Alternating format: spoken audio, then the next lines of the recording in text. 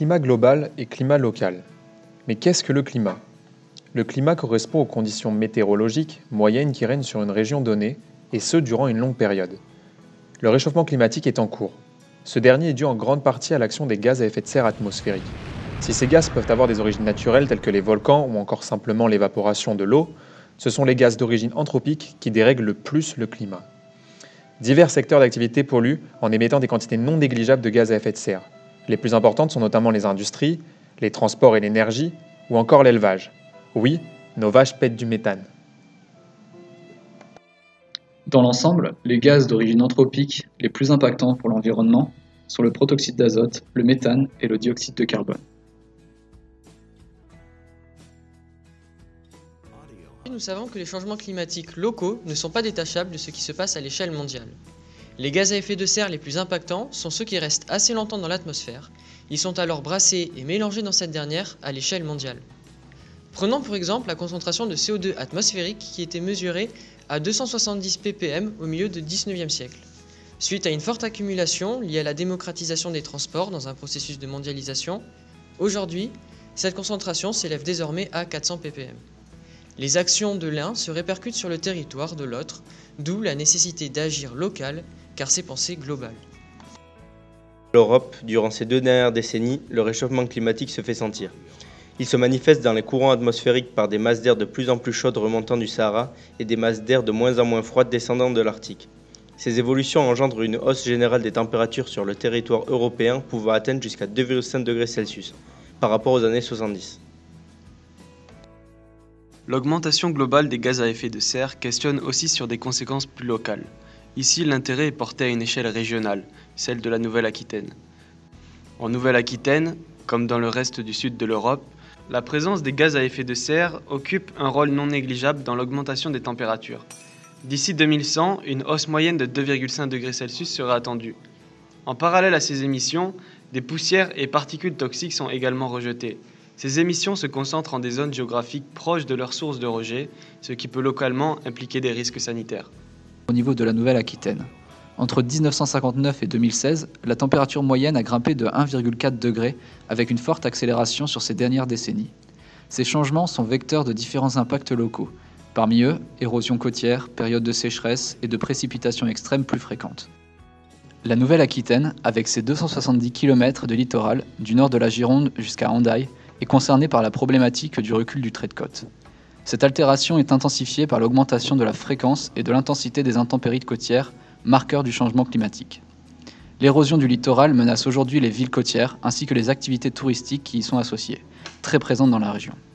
Les activités agricoles aussi, très présentes, telles que la viticulture, sont également impactées par des périodes de sécheresse et de précipitations plus intenses.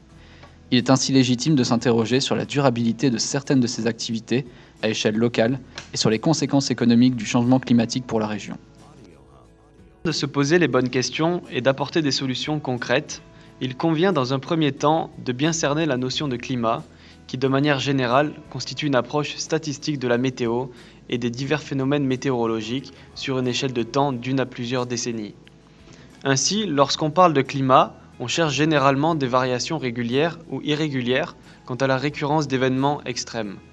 Il s'agit donc aujourd'hui d'un large travail de collecte de données et d'études historiques.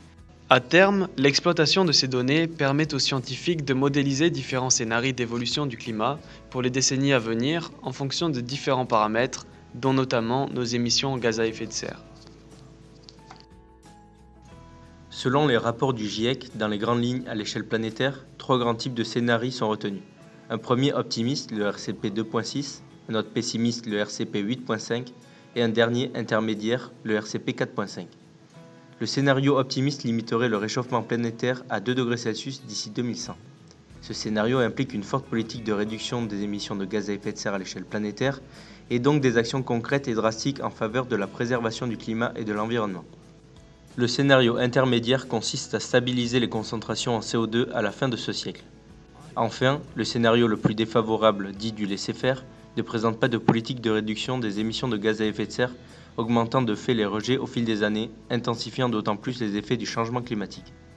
Cependant, quel que soit le scénario, Des mesures d'adaptation devront être prises localement pour prendre en compte les évolutions climatiques inévitables, comme celle des extrêmes chauds et des sécheresses agricoles.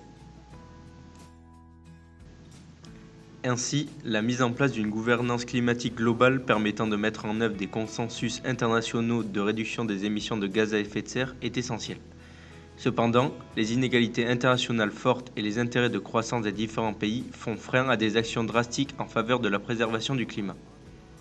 Localement, à l'échelle de la Nouvelle-Aquitaine, il convient aussi d'une part de développer des politiques visant à réduire les émissions de gaz à effet de serre en vue d'un effort commun, et d'autre part de mettre en place des politiques d'adaptation et de gestion des risques induits par ces évolutions climatiques sur les biens, les personnes et les écosystèmes. La solution principale serait de changer la structure fonctionnelle de nos sociétés en changeant nos modes globaux de consommation et de production. Tout d'abord, une transition vers un développement durable ne se fera pas sans transition énergétique.